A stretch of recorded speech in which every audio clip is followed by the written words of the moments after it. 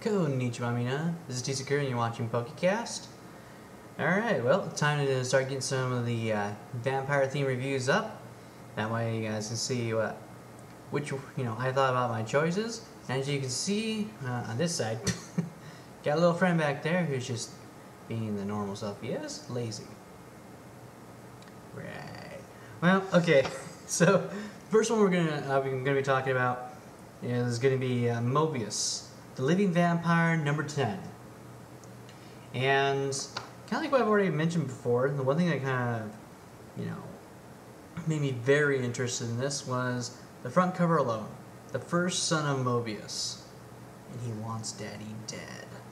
Now this is what I found interesting, because I haven't really been able to keep up with Morbuis. I just know from what I've been able to read and everything in other comics, so I don't have a whole lot of his comics. And so, read right here, it starts off, classic Morbuis. There he is in the city, watching a drug dealer, and he's able to get his dinner done with because he was able to find a person who deserved to have their blood drank. That's one thing that makes Morbuis unique, is that he only kills criminals. Going Punisher style, but as a vampire. And unfortunately he is having some problems, so his friend calls up like, hey, you, turn on the news. That wasn't you, was it? Morbuis unfortunately is having blackouts, and he's like, whoa, that cannot be me. I hope it's not me. And of course, because of this going on, Blade is infuriated. I have to kill him. Morbuis has gone even eviler. I have to now kill him. Now listen, guys, we got to be nice. It doesn't fit what Morbuis does. Remember, he only kills people who are criminals. Why should we kill him? It's not his MO.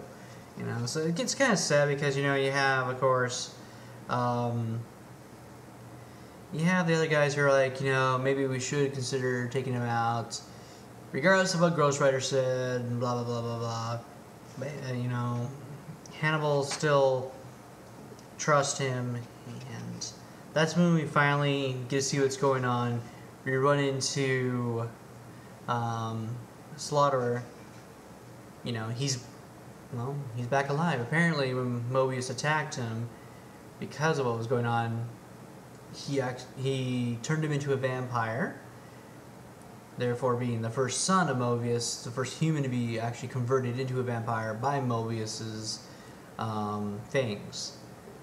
Unfortunately, this guy has been paid to kill Morbuis, so that's where, the story really starts getting interesting, because now, now he has the powers of a vampire, or at least the new powers, so he doesn't know 100% how to use them. Now Morbuis has to be careful because he has a foe that potentially is as strong as him, and it's also pretty cool because within this we see some life-changing things happening. Morbuis learns about some new abilities, like he's able to liquefy to get through things and reform, which luckily for him scares living daylights out of his enemy, for he's able to continue on. However, just things start happening with poor Morbuis. It really ends with him leaving us with a ton of questions. Like, so what's going on? Why is this going on? And that's what makes it really unique. The cool thing about this particular comic is that they have two stories that they decided to put in. You have that, and the next one is when Morbuis is getting attacked by Simon Stroud, who is I guess he's in CIA hunting down Morbuis. And this is where we really see Morbuis being the superhero that he's trying to be. Because, as he's wounded, he has to feed to be able to, regenerate his power, his body and everything. He goes to feed on this officer of the law, and then he realized, wait, you're not a criminal. You're just out here because you're trying to kill me because I'm a vampire. I understand. I'm not gonna bite you. And he actually, hypnotizes and runs away, leaving the story open to, why this person's there, who is this person, and we get to see Slaughter back from the dead, another one, where he meets up with this guy who actually paid him to help him take out Morbuis. So there's a lot of things that I'm going to leave open for you guys can wonder about, because I just don't want to give out too much of this one. But it really, I really enjoyed how they, are able to, well, Morbuis isn't technically a true, genuine vampire.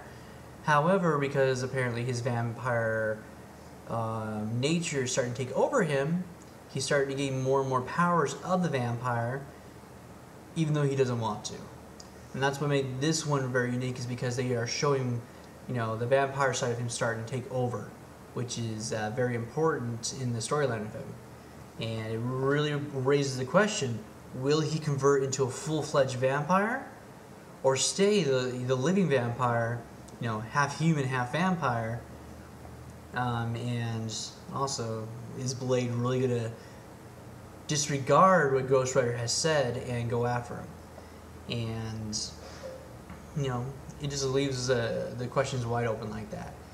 In this comic, and also in my review, because there's a lot of stuff in here that, because I haven't been reading a whole lot, I have tons more questions because of this. It makes me actually want to go out and read more of these comics now, just so I can find out what the heck is going on in the storyline that Marvel at this time was trying to do. So, yeah, this has been my review on my first vampire themed comic, Morbuis the Living Vampire, number 10.